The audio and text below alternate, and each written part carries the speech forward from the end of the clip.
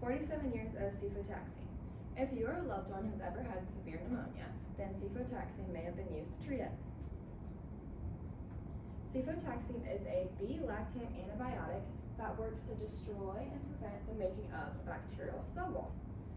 It is a very commonly used drug because of the several uses with meningitis, respiratory infections, neutropenic patients, and urinary tract infections. There will also be many other things included in the presentation that it can help with.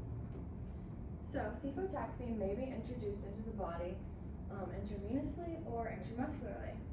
An interesting thing about cefotaxime is approximately 20 to 36% of an intravenous dose of cefotaxime is excreted by the kidneys as its unchanged form. So it doesn't even help the body, it just goes straight through. So we're going to talk about many different aspects of the drug information of cefotaxime, but the first thing we're going to talk about is the structure. So this is the structure of cefotaxime, and as you can see it has a few different ring structures, but the important one is this different looking one right here, and it's called a beta-lactam group, and basically that's the part of the cefotaxime drug structure that actually inhibits or prevents the cell wall of the bacteria to keep being produced and keep growing. And the next thing is the physical form of cefotaxime. And as you can see, it comes in these little vials, and they're pre-mixed solutions, and they can come in 1 gram, like that example, or 2 grams. And like Sophia said, it's either administered intravenous or intramuscular, but it's only administered via injection. So cefotaxime is an antibiotic that can treat gram-positive, gram-negative, and anaerobic bacteria because of their cell walls. So it treats many different things, including neutropenic patients, respiratory infections, meningitis, urinary tract infections, cervicitis, endometritis, urethritis, and sepsis.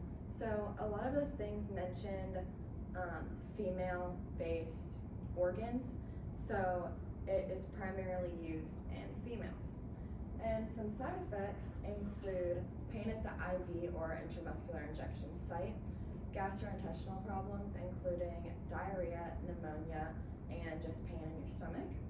And then also hypersensitivity, so you could get a rash at the intravenous or intramuscular injection site, but since it travels through the body, you could also get a rash anywhere in your body.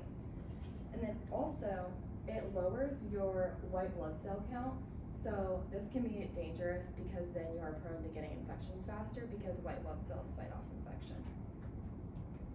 So that's all of the drug information of cefotaxime, and now we're going to talk about the drug mechanism of action.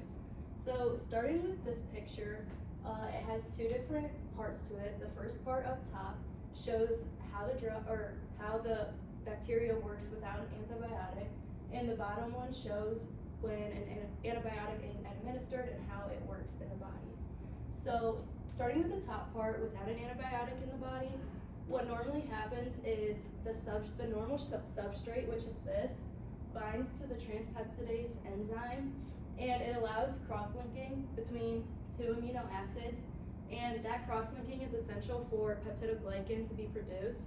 And peptidoglycan is the majority of what the bacteria's cell wall is made of. And when the beta-lactam group, or like our cefotaxime, is in the body, it basically acts as a competitive inhibitor to this substrate, and it binds to the transpeptidase enzyme instead of this. And that actually inhibits the cross-linking between these 2 amino acids, which is very essential in creating peptidoglycan. So without the cross-linking, we can't create, or the bacteria can't create peptidoglycan, and without peptidoglycan, there is no cell wall of the bacteria. These 2 pictures up here, the one right here shows the alanine to alanine linkage, and you can see how that is similar to the cephalosporin beta-lactam group. So it shows how the cephalosporins, like cefotaxime, are able to act as a competitive inhibitor because they have similar structures.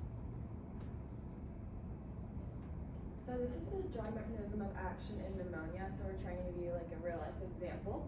So these are the lungs, and this bacteria is pneumococcal bacteria. So when the IV is administered with the cefotaxime binds to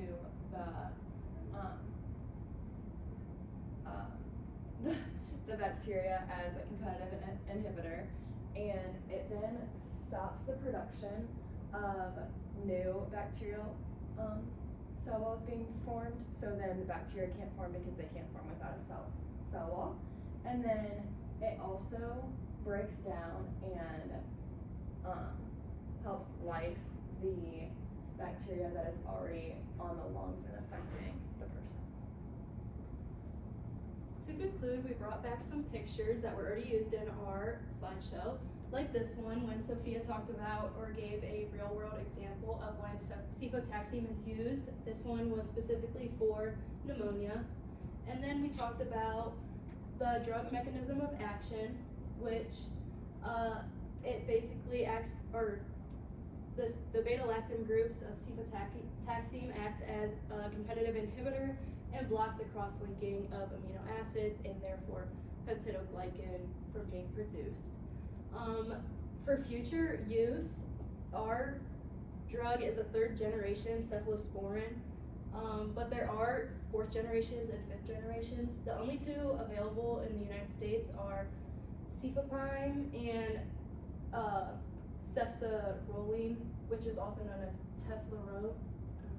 And this is the 4th generation cephalosporin, and basically it's used for severe bacterial infections, whereas the 5th generation of ceftaroline is used for like methicillin resistant species, which is basically just when they're like allergic to or like they're penicillin resistant, like staph, which is also known as MRSA. And then that's all of the future generations for right now. And here are references.